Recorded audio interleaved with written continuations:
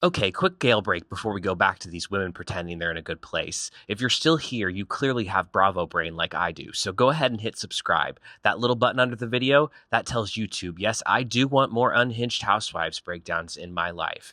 Now the bell is very I said what I said. That's you telling YouTube, don't play with me, I want to know the second she posts. Tap it so you're not the last one at the party asking, now how did I get in it when everyone's already in the comments? 7 years ago, Vanderpump Rules celebrated the opening of TomTom. A motorcycle ran out of gas and a marriage ran out of patience. Let's get into it. We open at Tom and Ariana's, the day of TomTom's official opening.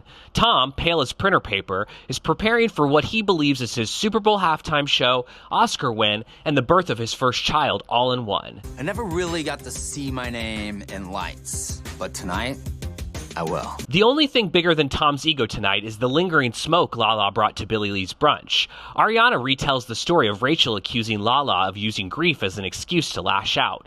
As the only person on the show with a functioning frontal lobe, she suggests therapy. At Sir, Lala is hosting with the energy of a mob wife doing community service. At Katie and Tom's, Katie is excited, but there's only one question on her mind. Once this bar opens, will her husband remember he has a wife? Spoiler alert, no. Sandoval reveals he dropped 18 grand on a motorcycle, sidecar, and accessories for his and Schwartz's arrival.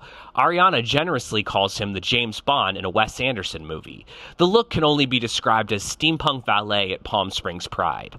Schwartz is practicing affirmations in the mirror. You did something. I don't know what it is exactly. Let's not define it, but you did something. Tom calls him downstairs, and he reacts like a kid going to Disney. At TomTom, everyone is losing their minds over a moving gear wall that looks like FAO Schwartz had a baby with Brooklyn Brewery. Kristen arrives with Carter, levitating from being allowed back into a Lisa Vanderpump property because Lisa hasn't had a chance to ban her yet. Tom, meanwhile, realizes he forgot gas. A man this committed to the aesthetic and this indifferent to logistics should not be trusted. Ariana has already started hurting everyone outside.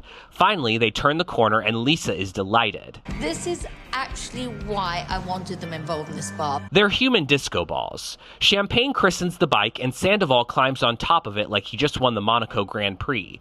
They do a ribbon cutting and TomTom is officially open. Inside, couples claim the main table while Scheana sits at the kids' table with Adam, trying to manifest a situationship into a storyline. Jax tells Brittany not to drink because of her ulcer, and Brittany responds by inventing mini shots in a big drink, rebranding non-compliance as portion control. Schwartz is working the room like a Labrador who just discovered capitalism and realized compliments are a currency he likes more than his wife. Katie sits nearby, wanting approximately 30 consecutive seconds of his time and remains unfulfilled. Lala plots Mexico with the girls and digs in on the brunch brawl, but Lisa isn't happy. She drags Lala over for a debrief, then pulls Scheana in as a human lie detector.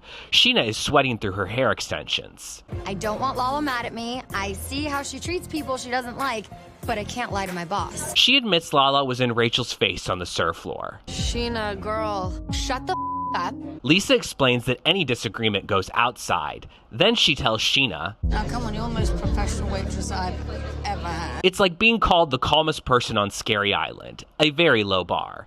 Sandoval, high on adrenaline and validation, hops behind the bar to make a drink for Schwartz like a kid who got the keys at a Dave & Buster's. Katie wanders over and tries again to have a moment with Schwartz, and he misses the cue. She gets steamrolled by Scheana. Lisa caps the night by climbing into the sidecar and letting Sandoval drive her off into the West Hollywood night like a bejeweled mother of the groom. Then we hard cut to travel prep. Beau in a T-Rex costume, Brittany lecturing Jax on britchocracy, and Sandoval packing like he's leading a National Geographic expedition to find the last remaining fedora in Mexico. Kristen reviews her history of bad Mexico trips and promises things will be easy breezy lemon squeezy. Everyone's seen the Kristen in Mexico extended universe, so they remain rightfully skeptical. At LAX, Lala announces she can't remember the last time she flew commercial. We fly with assistants usually. They carry my bag, they have my passport.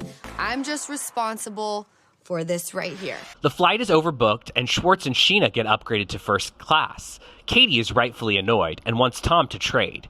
He doesn't. We cut to a Villa Rosa interlude. James is playing pool with Max when Lisa calls them over and asks about Billy Lee's brunch. James gives his version, and Lisa asks if he's been drinking. Definitely not. 110%. Lisa, who's never needed Scheana because she's the real human lie detector, asks how many beers he's had. I had 1 beer with my dad at Toca Madera on Sunday. James makes a case for tacos and beers being like tea and crumpets, but Lisa is unmoved.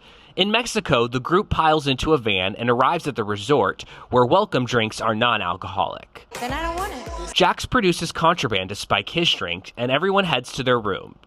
Brittany is terrified of the glass railing because of a recurring childhood dream. When I was a little girl, I had this reoccurring dream that I went to see Santa Claus and he pushed me over the ledge at the mall and I was literally dangling on the glass railings, and now I cannot go anywhere near glass railings or anything like that. Dreams are crazy. I don't know what it means, but it definitely means something. Schwartz shares that Katie was rage texting him the entire flight. Katie goes straight to the hammock, and Schwartz calls her a wet blanket. She says she hasn't seen him in months. He always sides with his friends over his wife, and she's begging him to pay attention. He insists they hang out and talk every day and treats TomTom as a get-out-of-jail-free card. Katie tells him to listen. The problem is I don't like the sound of your voice. It's like a cacophony.